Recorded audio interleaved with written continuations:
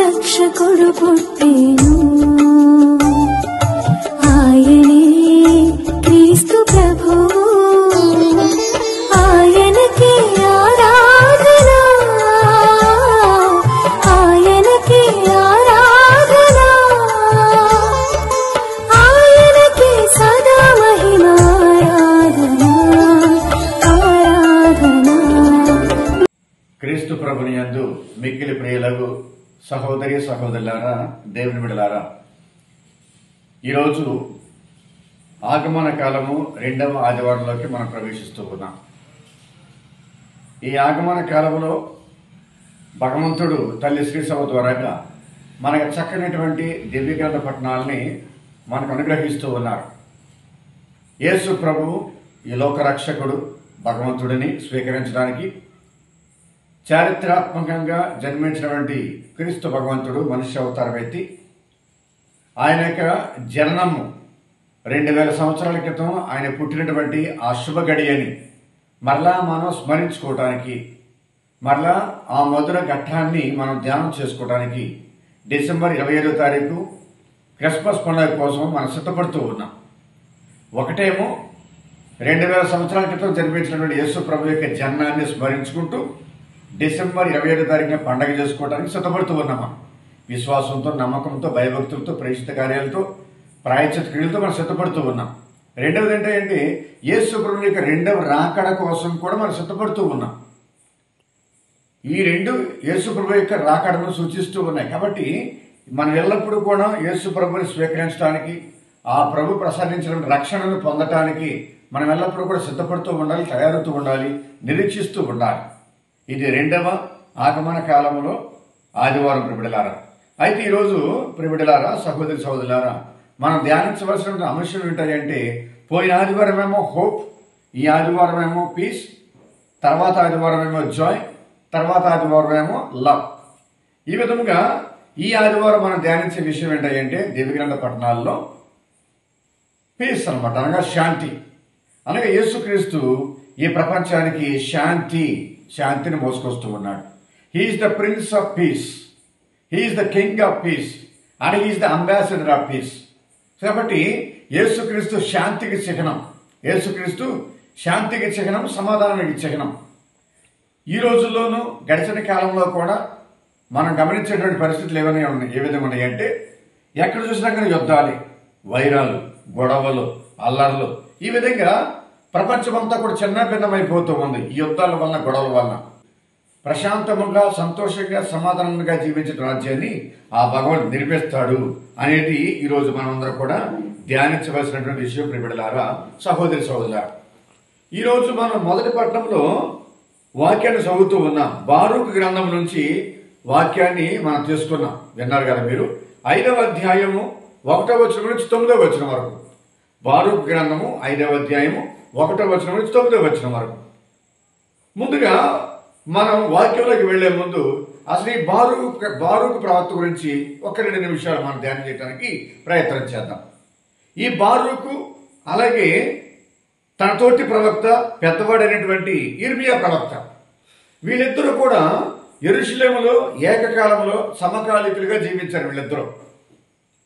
వీళ్ళిద్దరూ కూడా యెరూషలేము నగరాన్ని, యూదయ రాజ్యాన్ని, ఈ 2 రాజ్యాలు పతన స్థితికి చేరుకోవటానికి వీరిద్దరు కూడా సాక్షులై ఉన్నారు.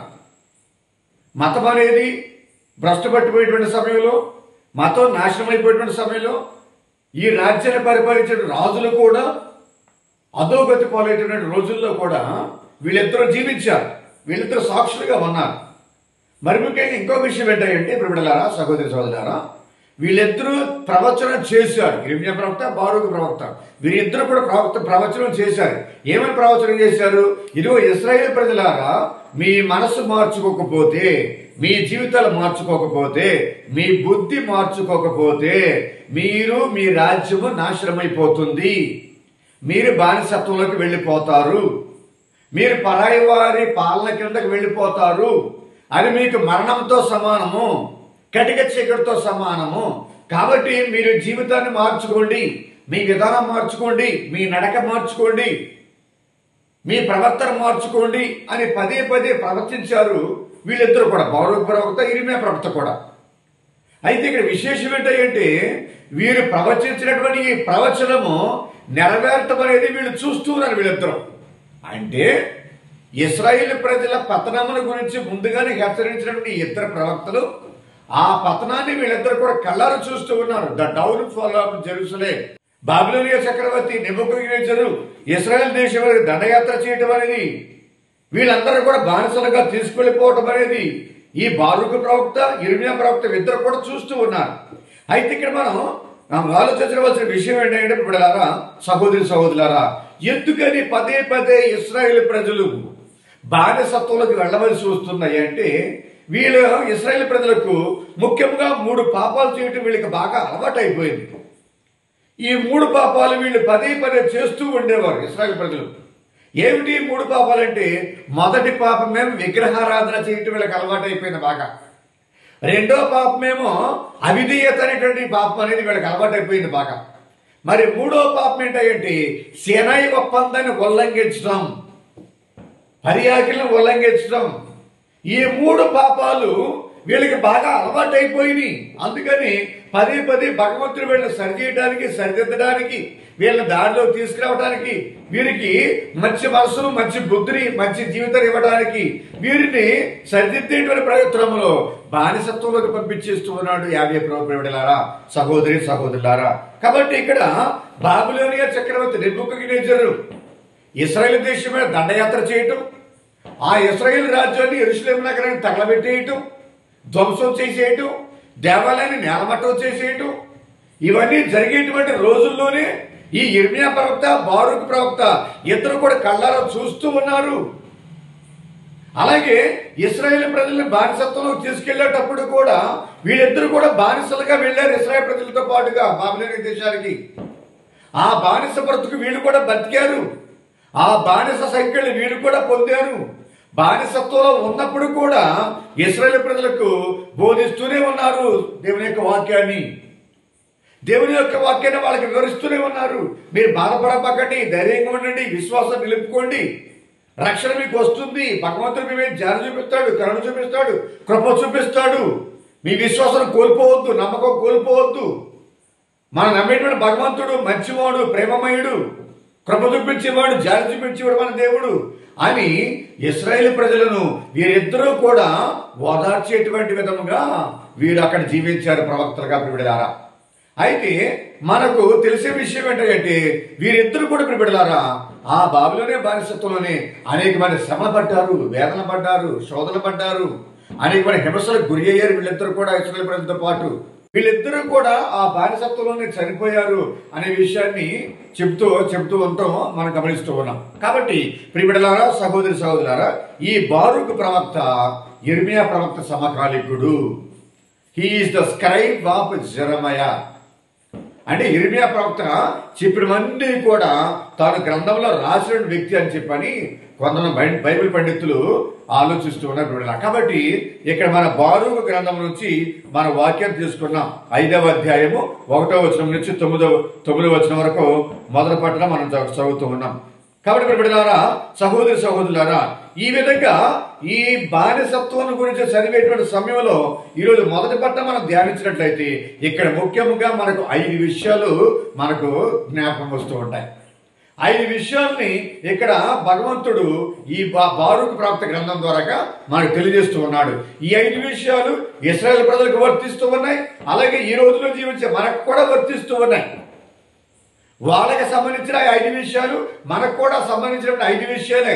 ఏమిటంటే ఈ 5 విషయాలు ముఖ్యమైనటువంటి 5 అంశాలు బిడ్డలారా, సహోదరులారా. మొట్టమొదటి అంశం ఏంటంటే అవమానాల నుండి, అవహేళన నుండి భగవంతుడి వాళ్ళందరినీ కూడా రక్షించి గౌరవాన్ని, మహిమతో కూడినటువంటి జీవితాన్ని వారికి ప్రసాదించాడు యావే ప్రభు.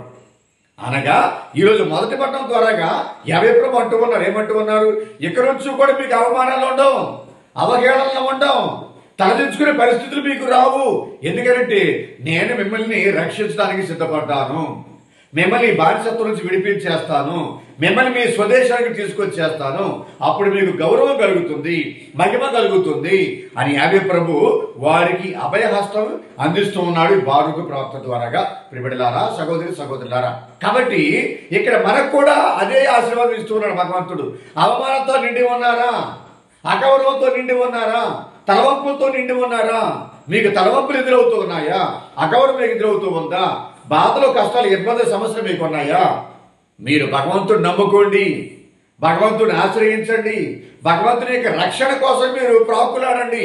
అప్పుడు భగవంతుడు మనకి ఎక్కడైతే మనకి అవమానాలు ఎదురయ్యాయో, అవహేళనలు ఎదురయ్యాయో అక్కడే భగవంతుడు మనకి గౌరవాన్ని, మహిమ కిరీటాన్ని మనకు దయచేస్తాడు అనే విషయాన్ని మనం కూడా ఇక్కడ జ్ఞాపకం చేసుకోవాలి ప్రియబిడ్డలారా, సహోదరి సహోదరులారా. కాబట్టి ఇక రెండో విషయం ఏంటంటే దిక్కుమొక్కు లేనటువంటి ఒక విధవరాల్లాగా జీవించేటువంటి ఇశ్రాయేలు ప్రజలు, చీకటిలో మగ్గేటువంటి ఇశ్రాయేలు ప్రజలు ఇక్కడ వెలుగును చూస్తూ ఉన్నారు. అనగా ఏంటి? దిక్కుమొక్కు లేనటువంటి విధవరాలుగా జీవించేటువంటి, అనాథలుగా జీవించేటువంటి ఇశ్రాయేలు ప్రజలకు ప్రియబిడ్డలారా పరిణయం ఆడబోయేటువంటి వధువులాగా వారిని దేవుడు దీవిస్తానని చెప్పంటూ ఉన్నాడు. అంటే అర్థం ఏంటి? పరిణయం ఆడేటువంటి వధువు, పెళ్లికి సిద్ధపడేటువంటి ఆ పెళ్లి కూతురు ఏ విధంగా అయితే అందంగా, సంతోషంగా, ఆహ్లాదకరంగా, ముచ్చటగా ముస్తాబవుతుందో అలాగే ఇశ్రాయేలు ప్రజలందరూ కూడా ఆ దుఃఖపు తెరలు తీసివేసి, అవమానపు ముసుగును తీసివేసి, నాకెవరో లేరు, నాకు దిక్కుముక్కు ఎవరు లేరు, నా అనేవాళ్ళు ఎవరు లేరు అనేటువంటి బాధ నుండి వారిని విముక్తులుగా చేసి పరిణయం ఆడబోయేటువంటి ఒక వధువులాగా అందంగా అలంకరించి భగవంతుడు వారిని తీసుకొస్తూ ఉన్నాడు ఇశ్రాయేలు ప్రదేశానికి అని బారూకు ప్రవక్త ప్రవచిస్తూ ఉన్నాడు. ప్రియ సహోదరి సహోదరులారా, మరి మూడో విషయం ఏంటంటే చల్లాచెదురైపోయినటువంటి ఇశ్రాయేలు ప్రజలందరినీ కూడా మూకుమ్మడిగా, ఐకమత్యంగా they come in union, they come in togetherness to Jerusalem. అంటే అర్థం ఏంటి? బాబిలోనియా చక్రవర్తి నెబుకద్నెజరు ఇశ్రాయేల్ దేశాన్ని ఆక్రమించుకోవడానికి తన సైన్యంతో వస్తున్నాడని తెలుసుకున్న ఇశ్రాయేల్ ప్రజలందరూ కూడా ఇశ్రాయేల్ దేశంలోను, యోధా దేశంలోను, యెరూషలేము నగరంలో జీవించేటువంటి చాలా మంది వ్యక్తులు వాళ్ళు నలుమూలలకు కూడా పారిపోయారు. వాళ్ళు చెట్టుకోకలు పుట్టకోకలుగా పారిపోయారు. ఎవరికి తోచిన విధంగా వాళ్ళు పారిపోయారు. ప్రపంచం నలుమూల వ్యాపించేశారు. దిక్కుముక్కు వెళ్ళే విధంగా వాళ్ళు వెళ్ళిపోయారు, చల్లచదరైపోయారు. ఇక్కడ యావే ప్రభు అంటూ ఉన్నారు. ఏమంటున్నారంటే the scattered people will come to Jerusalem in union, in togetherness. వాళ్ళందరూ కూడా మళ్ళీ ఐకమత్యంగా తిరిగి వస్తారు యెరూషలేము దేశానికి, యెరూషలేము నగరానికి అని ఇక్కడ యావే ప్రభు మూడవ ఆశీర్వాదం మనకు దయచేస్తూ ఉన్నాడు. చాలా కుటుంబాలు ఈ రోజుల్లో బిడ్డలారా చల్లాచెదురైపోతూ ఉన్నాయి. కుటుంబాల ఐక్యత కొరవవుతూ ఉంది. తల్లిదండ్రులకి బిడ్డలకి మధ్యన సమైక్యత లోపిస్తూ ఉంది, సహవాసం లోపిస్తుంది, ఐకమత్యం లోపిస్తూ ఉంది ప్రియబిడ్డలారా. కాబట్టి ఆ భగవంతుడే కుటుంబాలకు ఐక్యతనివ్వాలి, సంఘాలకు ఐక్యతనివ్వాలి, దేశానికి ఐక్యతనివ్వాలి, ప్రాంతాలకు ఐక్యతనివ్వాలి. కాబట్టి ఐక్యత అనేటువంటి గొప్ప ఆశీర్వాదాన్ని భగవంతుడు ఇశ్రాయేలు ప్రజలకు మనకు కూడా దయచేస్తూ ఉన్నాడు. ప్రియ దేవుని బిడ్డలారా, నాలుగవ ఆశీర్వాదం భగవంతుడు ఇస్తూ ఉన్నాడు ఇశ్రాయేలు ప్రజలకి మనకు కూడా. ఏంటది? బాబిలోనియా చక్రవర్తి నెబుకద్నెజరు ఈ ఇశ్రాయేలు ప్రజలను చేతులు గొలుసులతో కట్టేసి, తాళతో కట్టేసి, జంతువులు తోలుకెళ్ళినట్టుగా తోలుకెళ్ళాడు బానిస బతుకులు బతకడానికి. బానిస బతుకులు బతకడానికి వాళ్ళ తోలుకుని వెళ్ళాడు నెబుకద్నెజరు చక్రవర్తి. కాబట్టి ఇక్కడ మళ్ళీ యావే భగవంతుడు మాటిస్తూ ఉన్నాడు, మరలా మిమ్మల్ని నేను మీ దేశానికి తీసుకొస్తాను. ఏ విధంగా తీసుకొస్తాను? మహారాజులాగా మీరు వస్తారు. You will come to Jerusalem from the slavery as the daughters and the sons of the king. ఒక రాజ కుటుంబీకులుగా, రాజకుమారులుగా, రాజకుమార్తెలుగా నేను మిమ్మల్ని తోడుకొని వస్తాను. ఆ రాజే మిమ్మల్ని తోలుకొని వస్తాడు అని యావే ప్రభు ఇక్కడ బారూకు ప్రవక్త ద్వారా మాటిస్తున్నాడు. ఏ విధముగా? బాబిలోనియా చక్రవర్తిని ఓడించి, నెబుకద్నెజరును ఓడించి, అసిరియా దేశానికి చక్రవర్తి అయినటువంటి కోరేషు రాజును యావే ప్రభు ఎన్నుకొని ఆ కోరేషు ద్వారాగా ఇశ్రాయేలు ప్రజలందరూ కూడా విముక్తిని ప్రసాదించి ఆ కోరేషు చక్రవర్తి యెరూషలేము నగరం నిర్మాణానికి, అలాగే యెరూషలేము దేవాలయ నిర్మాణానికి, యెరూషలేము నగరం చుట్టూ కూడా ప్రహరీ గోడకి ఆయన తన కోశాగారం నుండి డబ్బులు తీసి తన సైనికులు పంపించి అందరినీ కూడా కొన్ని వేల మందిని పంపించి యెరూషలేము నగరం నిర్మాణం కోసం పాటుపడ్డాడు కోరేషు చక్రవర్తి. అసిరియా దేశానికి చెందినటువంటి చక్రవర్తి. యెరూషలేము దేవాలయాన్ని తానే నిర్మించాడు, నగరాన్ని తానే నిర్మించాడు, చుట్టూ ప్రహరీ కూడా తానే నిర్మించాడు. ప్రియబిడ్డలారా, అదే కాలంలోనే ఎజ్రా నెహెమీయాని ఆ రోజు కాలంలో చక్కగా వాళ్ళిద్దరిని కూడా నాయకత్వ బాధ్యతలు అప్పగించిన వాళ్ళందరికీ, ఎజ్రాకి నెహెమీయా అనేటువంటి ఇద్దరు ప్రవక్తలకి. కాబట్టి ప్రియబిడ్డలారా, ఇక్కడ మనం చూసిన గొప్ప ఆశీర్వాదం ఏంటంటే గొలుసులతో కట్టివేయబడి తీసుకెళ్లబడినటువంటి ఇశ్రాయేలు ప్రజలు రాజకుమారులాగా రాజకుమార్తెల్లాగా చక్కగా రక్షణ దుర్గముగా రాజుగారే వారిని నడిపించుకుని తీసుకొస్తున్నాడు యెరూషలేము నగరానికి. అది యావే ప్రభు ఇచ్చేటువంటి గొప్ప ఆశీర్వాదం, గొప్ప దీవెన. అలాగే మనం కూడా బిడ్డలారా గొప్ప గౌరవంతో బ్రతకాలి, గొప్ప ఔన్నత్యంతో మనం అందరూ కూడా బ్రతకాలి. అనే విధముగా దేవుని బిడ్డలుగా మనం బ్రతకాలి, దేవుని యొక్క రాజ్యంలో మనం అందరూ కూడా సభ్యులం అవ్వాలి అనేటువంటి కాంక్షతో మనం కూడా దేవుని యందు విశ్వాసం, నమ్మకం, నిరీక్షణ కలిగి జీవించాలి. మిగతా 5వ విషయం ఏంటంటే ఎప్పుడూ కూడా అశాంతితోనూ అల్లర్లతోనూ గొడవలతోనూ నిండి ఉండేటువంటి ఆ ఇశ్రాయేలు దేశము, ముఖ్యంగా యెరూషలేము నగరానికి శాశ్వతంగా రక్షణ ప్రసాదిస్తాను, శాంతిని ప్రసాదిస్తాను నేను, శాశ్వతమైనటువంటి సహవాసన ప్రసాదిస్తాను నేను. A permanent piece, a permanent security అనేది యావే ప్రభు ఇక్కడ మాటిస్తూ ఉన్నాడు. ఇక యెరూషలేము నగరానికి అశాంతి ఉండదు, అల్లర్లు ఉండవు, గొడవలు ఉండవు, సమస్యలు ఉండవు. అటువంటి శాంతితో నిండినటువంటి రాజ్యాంగాన్ని తయారు చేస్తాను అని యావే ప్రభు మాటిచ్చారు. ఆ రాజ్యమే యేసు ప్రభుని స్థాపించబోయేటువంటి శాంతి సామ్రాజ్యం, భవిష్యత్తులో రాబోయేటువంటిది. ఆ శాంతి సామ్రాజ్యానికి భగవంతుడు వారిని మనలందరూ కూడా నడిపించడానికి సిద్ధపడుతూ ఉన్నాడని చెప్పని మొదటి పట్టణంలో మనం బారూకు ప్రవక్త ద్వారాగా మనం తెలుసుకుంటూ ఉన్నాం. ప్రియబిడ్డలారా, సహోదరి సహోదరులారా, ఇంకొక వాక్యాన్ని కూడా మనం చదువుతూ ఉన్నాం. ఈరోజు మొదటి పట్టణంలో ఏమంటూ ఉన్నాడు?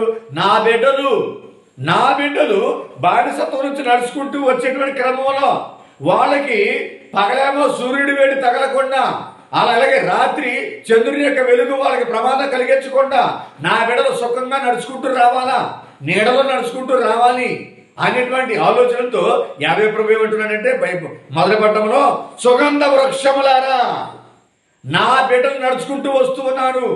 ఆ దారి పొడుగున సుగంధ వృక్షాలు త్వరగా పెద్దవ్వాలి, వ్యాపించాలి, వికసించాలి.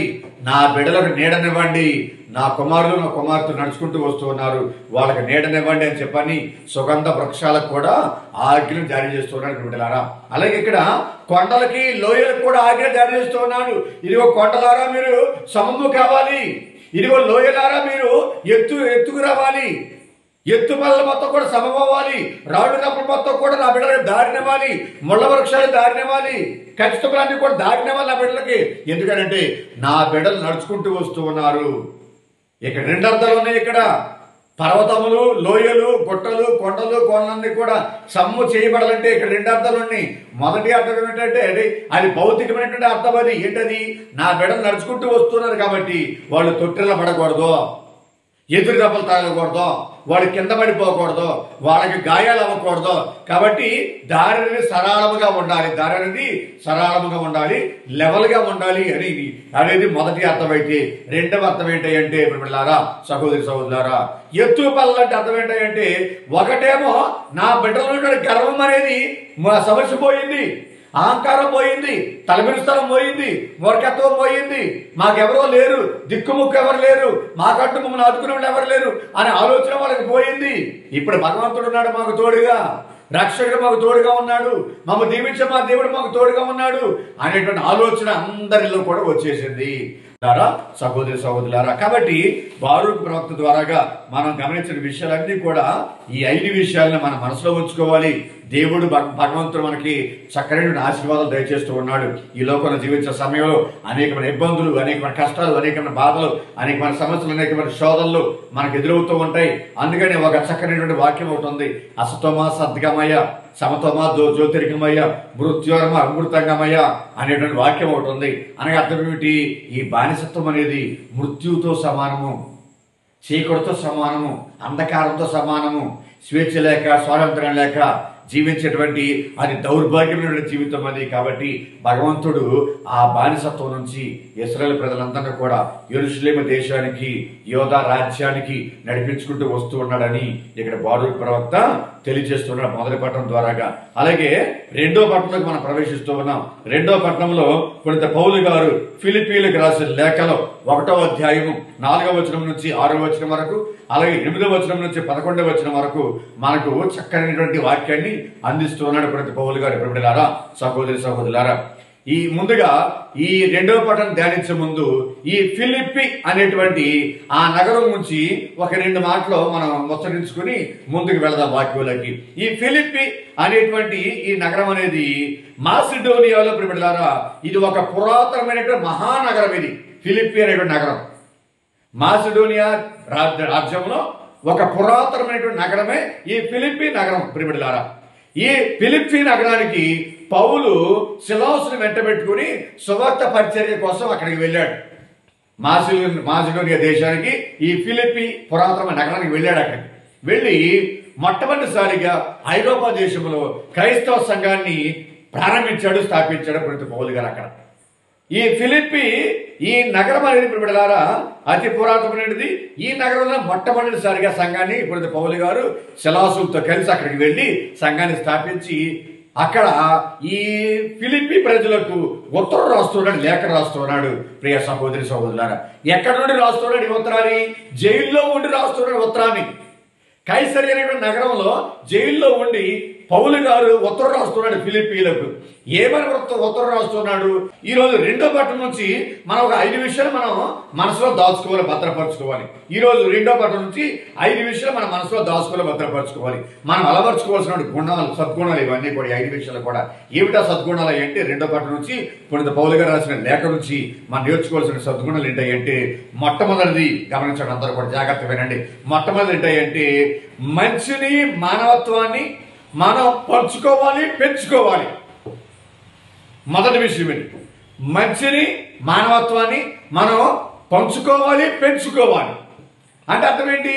మనం అందరం కూడా మంచిని పెంపొందించుకోవాలి, మానవత్వాన్ని పెంపొందించుకోవాలి. మనమందరం మనుషులు కాబట్టి, దేవుని యొక్క ప్రతిరూపంలో చేయబడ్డాం కాబట్టి మనం ఎప్పుడు కూడా మంచి వాళ్ళంగానే ఉండాలా. We need to become good, we need to become good and we need to become human. కాబట్టి ఆ మానవత్వం అనేటువంటి సద్గుణాన్ని, మంచి అనేటువంటి మంచి గుణాన్ని మనం అలవర్చుకోవాలి. ప్రియబిడ్డలారా, సహోదరి సహోదరులారా, ఇప్పుడు వినబోయేటువంటి 5 మంచి సద్గుణాలు ఎక్కడి నుంచి మనం పొందామని అంటే పునీత పౌలు గారి యొక్క మాటల్లో యేసుక్రీస్తు నుంచే మనం పొందాం, యేసు ప్రభు నుంచే మనం పొందాం. ఆ యేసుక్రీస్తులో ఈ సద్గుణాలన్నీ ఉన్నాయి కాబట్టి మనం ఆయన నుంచే మనము ఈ సద్గుణాలు అలవర్చుకుంటూ ఉన్నాం. యేసు ప్రభు మంచివాడు, హీఈస్ గుడ్, హీఈస్ గుడ్. యేసు ప్రభు మంచివాడు. ఆయన యేసుప్రభు ఎప్పుడు కూడా మానవత్వంతో జీవించాడు. ఆయన ఆకలి దప్పులతో ఉన్న వారికి ఆహారం పెట్టాడు. ఆయన అనారోగ్యంతో ఉన్న వారికి ఆరోగ్యం ఇచ్చాడు. ఆయన గుడ్డివారిని మోగవారిని ఆయన స్వస్థపరిచాడు. మరణించిన వారిని ఆయన పునర్జీవితం చేశాడు. దుఃఖించే వారికి ఊరటనిచ్చాడు ఆయన యేసుక్రీస్తు. ఆయన విశ్రాంతి తీసుకోవాల్సిన సమయంలో కూడా కాపరి లేని గొర్రెల వల్లే ఉన్నటువంటి ఆ ఇశ్రాయేలు ప్రజలను ప్రియబిడ్డలారా 3 రోజుల పాటు వాళ్ళకు వాక్యాన్ని బోధించి దైవరాజ్యం గురించి, దేవుని గురించి వాళ్ళకి ఎన్నో విషయాలు వాళ్ళకి బోధించాడు యేసుక్రీస్తు. ప్రియబిడ్డలారా, కాబట్టి ఆయన మానవతామూర్తి, మంచి స్వభావం కలిగిన యేసుక్రీస్తు. కాబట్టి మనం కూడా ఆయన అనుసరించేటువంటి మనమందరం కూడా మంచిని, మానవత్వాన్ని పెంపొందించుకోవాలి, పంచుకోవాలి. అది మొదటి విషయం. మనం రెండో పట్టణంలో మనం వినవలసినటువంటిది, దాని గురించి నేర్చుకోవాల్సినటువంటిది. అలాగే మన సద్గుణాన్ని మనం అమర్చుకోవాలి. మనకున్నటువంటి ధనమును దానం చేయాలా, దాతృత్వాన్ని చాటుకోవాలి, అలవర్చుకోవాలి. మనమందరం దేవుడు మనకి ఇచ్చినటువంటి ధనమును దానం చేయాలి. ఆపదలో అవసరతలో ఉన్న వారికి ఆ దాతృత్వ గుణాన్ని చాటుకోవాలి మనం. ఎందుకని పునీత పౌలు గారు ఈ మాట పదే చెప్తున్నారంటే ఈ ఫిలిప్పీ ప్రజలకు రాసిన లేఖలో, ఎందుకనంటే ఈ ఫిలిప్పీ ప్రజలు దానం చేయటంలో దిట్ట. ఎవరికి? పునీత పౌలు గారికి ఎంతగానో దానం చేశారు. ఆయన ప్రయాణంలో, ఆయన సువార్త పరిచర్య ప్రయాణంలో ఎంతగానో సహాయం చేశారు, ఆర్థికంగా తోడ్పడ్డారు, ఆధ్యాత్మికంగా బలాన్ని చేకూర్చారు, ధైర్యాన్ని ఇచ్చారు. ముఖ్యంగా ఆర్థికంగా ఆయనకి సపోర్ట్గా ఉన్నారు. ఆ ఫిలిప్పీ ప్రజలందరూ కూడా అది దృష్టిలో పెట్టుకుని పౌలు గారు వాళ్ళని ఎంతగానో అభినందిస్తూ వారిని ఎంతగానో ప్రోత్సహిస్తూ వాళ్ళ విషయంలో సంతోషంగా ఈ ఉత్తరం రాస్తున్నాడు పౌలు గారు ఫిలిప్పీ ప్రజలకు. వారిలో ఉన్న ధనము, సాయం చేసే గుణాన్ని, దాతృత్వ స్వభావాన్ని పౌలు గారు కొనియాడుతూ ఉన్నారు. వేణోళ్ల ప్రియులారా, సహోదరి సహోదరు. కాబట్టి మనం కూడా మనకున్నటువంటి దాన్ని దానం చేయటానికి మనం ముందుకు రావాలి. దాతృత్వ గుణాన్ని మనం అలవర్చుకోవాలి. చాలా మంది కూడా ప్రియులారా అటువంటి గుణానికి మనం చాలా దూరంగా ఉంటూ ఉన్నాం. సహకరించాలి, ప్రోత్సహించాలి. మనకన్నా దేనస్థితిలో చాలా మంది ఉంటారు మన సంఘాల్లో, మన గ్రామాల్లో. వాళ్ళకి సహకరించాలి, వాళ్ళకి తోడ్పడాలి, వాళ్ళకి చేయూతనివ్వాలి. ఎక్కడైతే బడుగు బలహీన వర్గాల వారు, నిమ్న జాతి ప్రజలు, అట్టడుగున కృంగిపోయి కుషించిపోయి జీవించేటువంటి వారు, జీవించే వారికి మనం ఇప్పుడు కూడా చేయూతను అందిస్తూ ఉండాలి.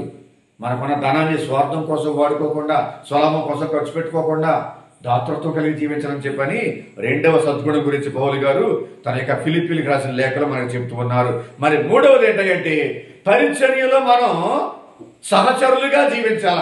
మూడవ సద్గుణం, పరిచర్యలో మనం సహచరులుగా జీవించాలి. అంటే అర్థం ఏంటి? దేవుని సువార్త కోసం భగవంతుడు కొంతమందిని ఎన్నుకుంటూ ఉంటాడు. కొంతమందిని ఎన్నుకున్నాడు దేవుని యొక్క సువార్త పరిచారకులుగా. వాళ్ళకి మనం సహచరులుగా పనిచేయాలి. అంటే అర్థం ఏంటి?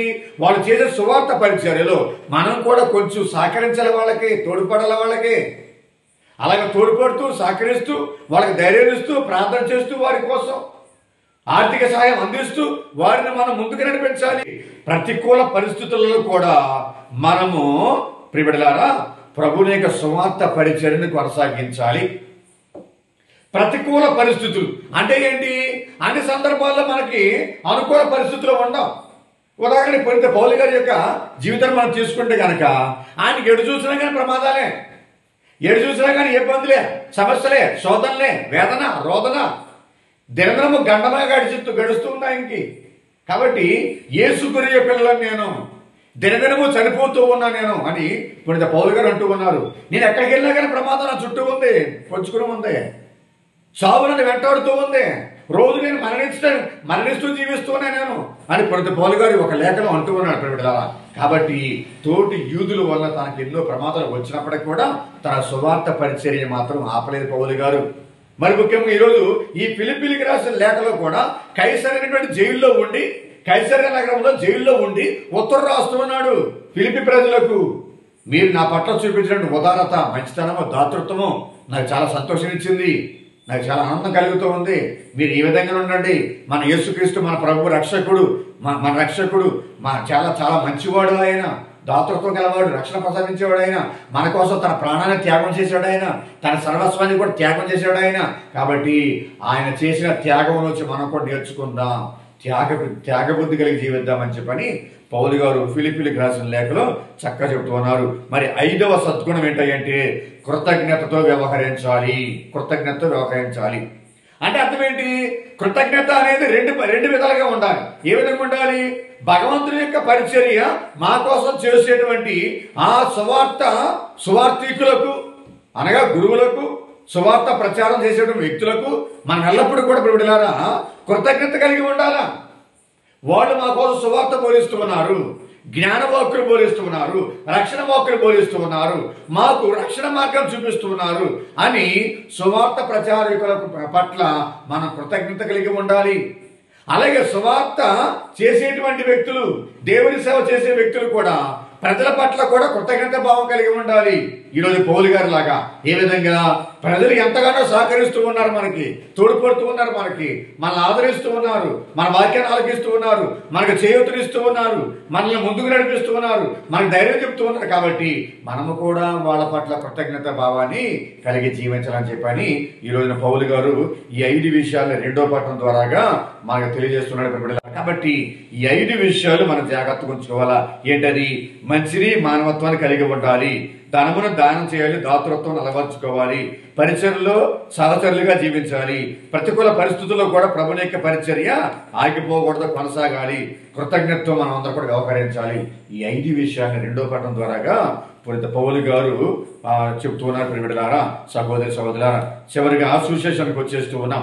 సువిశేషంలో ప్రియబిడ్డలారా, లూకా సువార్త 3వ అధ్యాయము 1వ వచనం నుంచి 6వ వచనం వరకు మనం ధ్యానం చేస్తూ ఉన్నాం. ఈరోజు ఈ ఆగమన కాలపు 2వ ఆదివారంలో ఈ లూకా సువార్తను, ఈ సువిశేషాన్ని మనం ధ్యానం చేసేటప్పుడు ప్రియబిడ్డలారా, ఈ పోయిన ఆదివారం నుంచి కూడా మనమందరం కూడా ఇయర్ బి ముగించేసి ఇయర్ సిలోకి వచ్చేసాం. అంటే ఏంటి? ఈ దైవార్చన సర్కిల్లో ఆ చక్రములో మనం ఇది 3వ సంవత్సరంలోకి వచ్చేసాం. ఈ 3వ సంవత్సరం ప్రతి ఆదివారం కూడా ఏ సువార్త నుంచి వాక్యం తీసుకుంటామంటే సువిశేషాన్ని లూకా సువార్త నుంచి తీసుకుంటామా, లూకా సువార్త నుంచే తీసుకుంటామా ఈ సంవత్సరం అంతా కూడా. ముందుగా లూకా గారి గురించి ఒక 2 మాటలు మనం ధ్యానం చేసుకుని సువార్తకు వెళ్ళిపోతూ ఉన్నాం.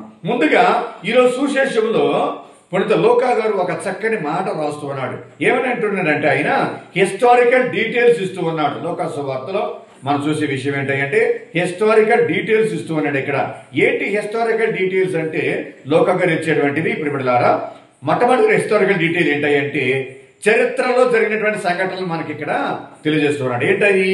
తిబెరియా చక్రవర్తి రోమా సామ్రాజ్యానికి చక్రవర్తిగా ఉన్నాడు అని, అలాగే యోదయ మండలానికి పిలాతు గవర్నర్గా ఉన్నాడు అని, అలాగే గల్లియా ప్రాంతానికి హేరోదు రాజుగా ఉన్నాడు అని, అలాగే ఇథూరియా ప్రాంతానికి తన తమ్ముడు ఫిలిప్పు రాజుగా ఉన్నాడు అని. మరి ఆనాటి కాలంలో అన్నా కైఫా వీళ్ళిద్దరు కూడా యోదయ దేశానికి, ఇస్రాయల్ దేశానికి ప్రధానార్చకులుగా ఉన్నారని, ఈ విధంగా హిస్టారికల్ డీటెయిల్స్ ఇచ్చేశాడు ఇక్కడ మన సువార్తికుడు పునీత లూకా గారు.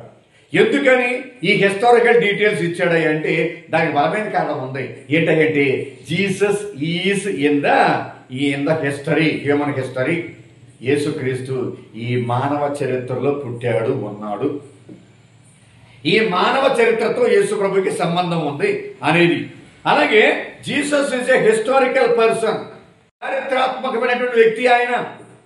ఇదిగా వీళ్ళందరూ పరిపాలించేటువంటి కాలంలోనే యేసుక్రీస్తు పుట్టారు.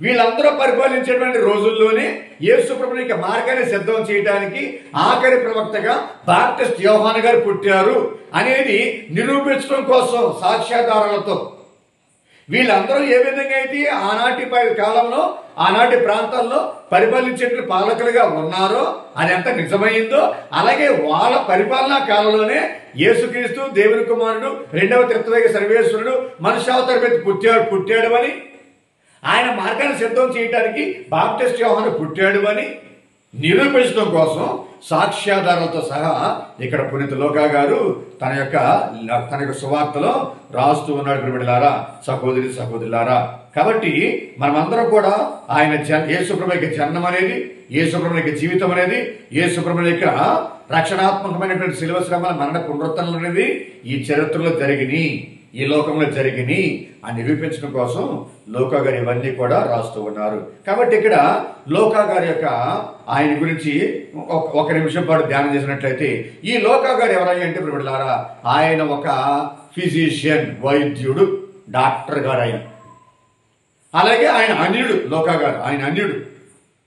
అలాగే ఈయన రాసిన గ్రంథాలు ఏంటంటే 3వ సువార్త లూకా సువార్త రాశాడు ఆయన.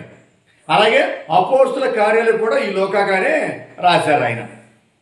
అయితే ఈయన మాత్రం 12 మంది అపోస్తుల్లో ఒక అపోస్తులుడు కాదు. అయితే బైబిల్ పండితులు ఏమని భావిస్తున్నారంటే యేసు ప్రభు సువార్త పరిచర్య కోసం పంపించినటువంటి 72 మంది అనుచరుల్లో ఒకడై ఉండవచ్చు అని బైబిల్ పండితులు ఈ విధంగా తమ భావాన్ని వ్యక్తీకరిస్తూ ఉన్నారు. అంటే ఇక్కడ బిడ్డలారా, సహోదరి సహోదరులారా, పునీత పౌలు గారు ఈ లూకా గారిని తన సహచరుడిగా ఎన్నుకున్నాడు, కోవర్కర్గా ఎన్నుకున్నాడు, ఫాలోవర్గా స్వీకరించాడు ఈ లూకా గారిని. పౌలు గారు చేసినటువంటి ప్రియబిడ్డలారా సువార్త పరిచర్య యాత్రలో ఈ లూకా గారు కూడా ఆయనకి సహాయం చేశాడు, దారిలో తోడ్పడ్డారు ఆయన. ఏ విధంగా? గ్రీసు వెళ్ళినప్పుడు ఈ లోకా గారిని ఈ పౌలు గారు తీసుకెళ్లారు. ఫిలిప్పి వెళ్ళినప్పుడు కూడా లోకా గారు ఆయనతో పాటు వెళ్ళారు. అలాగే మాసిడోనియా వెళ్ళినప్పుడు కూడా లోకా గారు వెళ్ళారు. ప్రియమిత్రులారా, సహోదరులారా, పౌలు జైల్లో ఉన్నప్పుడు కూడా లోకా గారు ఆయన చెప్పినటువంటి గ్రంథాలన్నీ కూడా చక్కగా రాస్తూ ఉన్నాడు. పౌలు గారి యొక్క ఉన్నటువంటి బైబిల్ జ్ఞానాన్ని ఈ లోకా గారే చక్కగా లిఖితపూర్వకంగా రాస్తూ ఉన్నాడు. ప్రియమిత్రులారా, సహోదరులారా, కాబట్టి ఈ లోకా గారిని మనం చాలా చక్కగా అర్థం చేసుకోవాలి. ఎందుకంటే ఆయన వైద్యుడు కాబట్టి చాలా క్లియర్ కట్గా సాక్ష్యాధారాలతో ఎటువంటి అపోహలు లేకుండా ఎటువంటి అనుమానాలు తావివ్వకుండా తన సువార్తను కావచ్చు, అపోస్తల కార్యాలను కావచ్చు చాలా వివరంగా చక్కగా నిజాల్ని చక్కగా తన యొక్క మా వాక్యాల్లో పొందుపరిచి ఉన్నాడు. ప్రియబిడ్డలారా, సహోదరులారా, ఈరోజు వాక్యంలోకి వెళ్తూ ఉన్నాం, మనం సువిశేషంలోకి వెళ్తూ ఉన్నాం. ఈ సువిశేషం లోకా గారు ఏమంటూ ఉన్నారంటే, ప్రియబిడ్డలారా, బాప్టిస్ట్ యోహాను గారిని గురించి రాస్తూ ఉన్నాడు. ఈ బాప్టిస్ట్ యోహాను గారిని గురించి చక్కగా రాస్తూ ఉన్నాడు. ఆయన ఏమంటూ ఉన్నాడు? ఆయన తన యొక్క సువార్తలో 4వ వచనంలో యెషయా ప్రవక్త గ్రంథమును ఇట్లు వ్రాయబడెను. ఏమనుంది? ప్రభు మార్గమును సిద్ధమనొచ్చుడు, ఆయన త్రోవను తీర్చిదిద్దుడు అని ఎడారిలో ఒక వ్యక్తి కేకలేడుచుండెను. ప్రతి లోయ పూడ్చబడును, పర్వతములు కొండలు సమ్ము చేయబడును, వక్ర మార్గములు సక్రము చేయబడును, కరుకు మార్గములు నురుపు చేయబడును అనే విషయాన్ని ఇక్కడ లోకా గారు రాస్తున్న తన సువిశేషంలో. ఇదే వచనాన్ని యెషయా ప్రవక్త ఎన్నో సంవత్సరాల క్రితం రాసిపెట్టించాడు. 40వ అధ్యాయము 3-4 వచనాల్లో కూడా ఇదే వచనం అక్కడ కనిపిస్తూ ఉంది. యెషయా ప్రవక్త వాక్యాన్ని లోకా గారు తీసుకుని తన సువిశేషంలో రాసుకుంటూ ఉన్నారు. ప్రియమిత్రులారా, సహోదరులారా, అంటే అర్థం ఏంటి? ప్రియమిత్రులారా, ప్రభుల యొక్క మార్గాన్ని సిద్ధం చేయడం అర్థం ఏంటంటే ప్రజల యొక్క హృదయాల్ని సరిచేయాలి, ప్రజల యొక్క మనసులను సరిచేయాలి, ప్రజల యొక్క నడకను సరిచేయాలి, ప్రజల యొక్క ఆలోచనలు సరిచేయాలి, ప్రజల యొక్క జీవన సరళను సరిచేయాలి. ఎందుకు సరిచేయాలి అంటే వచ్చేది లోకరక్షకుడు కాబట్టి, భగవంతుడు కాబట్టి, ఆ భగవంతుడైన యేసుక్రీస్తుని వారి హృదయంలో స్వీకరించాలి, దేవుడిగా రక్షకుడిగా వారు అంగీకరించాలి, ఆ యేసుక్రీస్తు తెచ్చినటువంటి కృపను వారు అంగీకరించాలి, శాంతిని వారు అంగీకరించాలి, ఆ పీస్ వాళ్ళు అంగీకరించాలి. కాబట్టి ఏం చేయాలి? హృదయాల ముందు సరవ్వాలి. అదే మార్గాన్ని సరిచేయటం అంటే. మార్గం సరిచేయటం అంటే ఎవరైనా ఒక నాయకుడు, గొప్ప వ్యక్తి, పరిపాలించే వ్యక్తి ఎవరైనా మన ప్రాంతానికి వచ్చినప్పుడు ఆయన రావటానికి ముందుగా చాలా మంది కూడా ఆ మార్గాన్ని చక్కగా సరిచేస్తూ ఉంటారు, అలంకరిస్తూ ఉంటారు. ఎందుకని? వచ్చే వ్యక్తి మామూలు వ్యక్తి కాదు, నాయకుడు, పరిపాలించేవాడు, గొప్పవాడు వస్తున్నాడు కాబట్టి ఆ దారి మొత్తం కూడా చాలా చక్కగా ఉండాలి, చాలా బాగుండాలి, చాలా అందంగా తయారవ్వాలి, సుందరంగా ఉండాలి. ఎందుకంటే వచ్చే రాజు దాన్ని చక్కగా జాగ్రత్తగా మన ప్రాంతానికి రావాలని చక్కగా అన్ని ఏర్పాటు చేస్తూ ఉంటారు. అలాగే రాబోయేటువంటి రాజు ఎవరంటే యేసుక్రీస్తు. ఆ యేసుక్రీస్తు ఈ లోకంలో అడుగు పెట్టబోతున్నాడు కాబట్టి ఆ యేసు ప్రభుని యొక్క దారిని సరళం చేయాలి, ఆ దారిని సరిదిద్దాలి. దారి అంటే ఏంటి? హృదయాల దారి, జీవన దారి, ప్రజల యొక్క జీవన విధానం అన్ని కూడా చేయాలి. అందుకని బాప్టిస్ట్ యోహాను గారు ఏమంటారంటే ప్రతి ఒక్కరు కూడా పశ్చాత్తాపడండి, ప్రాయశ్చిత్తపడండి, మీ హృదయాలను మార్చుకోండి, మారు మనసు పొందండి, మీరు పవిత్రపరచుకోండి, మీ పాపాల నుండి మీరు విముక్తిని పొందండి అని బాప్టిస్ట్ యోహాను గారు పాపాలను పరిగణించుకోమని, పశ్చాత్తాపడమని, మీ హృదయాలు మంచిగా మార్చుకోమని చెప్పని ఆనాటి ఇశ్రాయేలు ప్రజలందరూ కూడా చక్కగా సందేశం ఇస్తూ ఉన్నాడు. ప్రియమిత్రులారా, సహోదరులారా, అంటే అర్థం ఏంటంటే కొండలో లోయలో మొత్తం కూడా సమ్మం చేయబడాలంటే అర్థం ఏంటంటే మనం మొదటి పడం ద్వారా విన్నట్లుగానే మనలో ఉన్నటువంటి ఎత్తు పొలాలు, మనలో ఉన్నటువంటి గర్వం కావచ్చు, అహంకారం కావచ్చు, తలవిరుస్తనం కావచ్చు, మూర్ఖత్వం కావచ్చు, అంధకారం కావచ్చు అనేటువంటి ఇవన్నీ కూడా మొత్తం లెవెల్ చేయబడాలి. చాలా మంది గర్వంతో విర్రవీగుతూ ఉంటారు, అదన్నీ కూడా లెవెల్ చేయబడాలి. చాలా మంది కూడా ఆత్మన్యూనతా భావం, నా వల్ల ఏమీ కాదు, నేనేమీ చేయలేదు, నేను మంచివాడు కాదు, నేను దుర్మార్గుడిని, నేను అట్టుంటాడు ఇట్టుంటానని చెప్పిన విషయాలు ఆత్మన్యూనత భావంతో ఉంటారు. బిడ్డలారా, నాకేమీ చేత కాదు, నా వల్ల ఏమీ కాదు అనేటువంటి ఆత్మన్యూనతా భావంతో ఉంటారు. ఇన్ఫీరియారిటీ కాంప్లెక్స్ అంట మనం. అవన్నీ కూడా లేవనెత్తబడాలి. నాకు దిక్కు మొక్కు లేదు, నేను అనాథను, నేను వితంతువును, నాకేమీ లేదు, నేను పేదవాడిని, నేను ఆ విధంగా ఆత్మన్యూనత భావంతో జీవించే ప్రజలు చాలా మంది ఉంటారు. అటువంటి వారికి కూడా భగవంతుడు చెప్తూ ఉన్నాడు, నేనున్నాను మీకు తోడుగా, మీకు రక్షకుడిగా నేనున్నాను, మీ కాపరిగా నేనున్నాను, నేను మిమ్మల్ని లేవనెత్తాను మిమ్మల్ని అందరితో పాటు సమానంగా ఉంచుతాను అనే విషయాన్ని ఇక్కడ మనం చూస్తూ ఉన్నాం ప్రియులారా, సహోదరులారా. కాబట్టి అందరినీ సమానంగా ప్రేమించే దేవుడు వస్తూ ఉన్నాడు. అందరినీ సమానమైనటువంటి అంతస్తులు వచ్చే దేవుడు వస్తూ ఉన్నాడు. అందరినీ కూడా సమానంగా ఇష్టపడి అందరినీ కూడా సమానంగా దీవించే దేవుడు వస్తూ ఉన్నాడు. ఆ దేవుడే లోకరక్షకుడు. Is the prince of peace. Is the prince of peace. Is the king of peace. కాబట్టి ఆ శాంతి కాముకుడు యేసుక్రీస్తు వస్తూ ఉన్నాడు. శాంతిని మనకు అనుగ్రహిస్తూ అందుకే యేసుప్రభువు అంటారు అపోస్తలులు ఏమన్నటువంటి నా శాంతిని మీకు ఇస్తూ ఉన్నాను, నా సమాధానం మీకు అనుగ్రహిస్తూ ఉన్నాను, లోకం ఇచ్చినట్టుగా నేను ఇవ్వటం లేదు, నాలో ఉన్న శాంతిని నాలో ఉన్న సమాధానాన్ని మీకే ఇస్తూ ఉన్నానని చెప్పని యేసుప్రభువు అంటూ ఉన్నారు ప్రియులారా, సహోదరి సహోదరులు. కాబట్టి మనం గమనించే విషయం ఏంటంటే మనం మన పాపాలను శుభ్రంగా కడిగేసుకోవాలి, మన దోషాలను కడిగేసుకోవాలి, మన అపరాధాలను తుడిచివేసుకోవాలి. ఎందుకంటే క్రిస్మస్ పండుగ కోసం మనం సిద్ధపడుతూ ఉన్నాం, యేసుప్రభుని యొక్క రక్షణ కాలం కోసం మనం సిద్ధపడుతూ ఉన్నాం. కాబట్టి బాప్టిస్ట్ యోహాను గారు పిలుపునిచ్చినట్టుగా మన నడకను సరి చేసుకోవాలి, మనకున్నటువంటి ఆ దుర్మార్గాన్ని మొత్తం కూడా తీసివేసుకోవాలి, జ్ఞానస్థానం మళ్ళీ పొందాలి మనం చాలా చక్కగా సంతోషంగా. అంటే పాప సంకీర్తనకు మనం మన ఆ సంఖ్యని వినియోగించుకుని మన పాపాలు మొత్తాన్ని కూడా కడిగి వేసుకుని చాలా చక్కగా చాలా శ్రద్ధగా మనం రెడీ అవ్వాలి, సిద్ధపడాలి క్రిస్మస్ పండుగ జరుపుకోవడానికి, క్రీస్తు ప్రభువు యొక్క పుట్టినరోజు జరుపుకోవడానికి. అదే చెప్తున్నాడు ఇక్కడ ప్రియులారా, సహోదరి సహోదరులు. కాబట్టి యేసు ప్రభువు యొక్క మార్గాన్ని సిద్ధం చేయడానికి బాప్టిస్ట్ యోహాను గారు ఈ లోకానికి వచ్చారు. బాప్టిస్ట్ యోహాను గారు ఈ లోకానికి వచ్చారు. అలాగే మనమందరం కూడా మన దారిని మనం సరి చేసుకోవాలి, మన మార్గాన్ని మనం సరి చేసుకోవాలి, మన నడక మనం సరి చేసుకోవాలి, మన విధానం మనం సరి చేసుకోవాలి, మన జీవన ప్రయాణాన్ని మనం సరి చేసుకోవాలి. ఎక్కడైనా కానీ దారి తప్పి తిరుగుతున్నామేమో, ఏ పరిస్థితుల్లో దారి తప్పి తిరుగుతున్నామేమో. కాబట్టి మనం ఆత్మ పరిశీలన చేసుకుని యేసు ప్రభువు యొక్క రాకడ గురించి, ఆయన ప్రసాదించే రక్షణ, ఆయన ప్రసాదించే శాంతి, సంతోషం, ఆనందం ఇవన్నీ పొందుకోవటానికి మనము ఎప్పుడు కూడా సంసిద్ధంగా ఉండాలి. ఆ భగవంతుడు మనకు చక్కటి సమయాన్ని ఇస్తూ ఉన్నాడు, ఈ ఆగమన కాలాన్ని. ఆ సమయాన్ని వినియోగించుకుంటూ చాలా జాగ్రత్తగా చాలా శ్రద్ధగా మనం జీవిద్దాం. ఆ భగవంతుడు మనకి దీవెనిస్తాడు. కాబట్టి తల్ల మంచండి, కళ్ళు మూసుకోండి, చిన్న ప్రార్థన చేసుకుని మనము ఈ దేవుని యొక్క వాక్యాన్ని ముగించేసుకుందాం. సర్వశక్తిగల సర్వేశ్వర, దయగల మా తండ్రి, ప్రేమగల ప్రభువా, మీ పరిశుద్ధ నామానికి వందనములు, స్తుతులు, స్తోత్రములు యేసయ్యా. ఇదిగో తండ్రి, మీ కుమారుడు యేసుక్రీస్తు పుట్టినరోజు పండుగ జరుపుకోవటానికి మేము సన్నద్ధమవుతున్నాం ప్రభువా. మమ్మల్ని దీవించండి, మమ్మల్ని ఆశీర్వదించండి.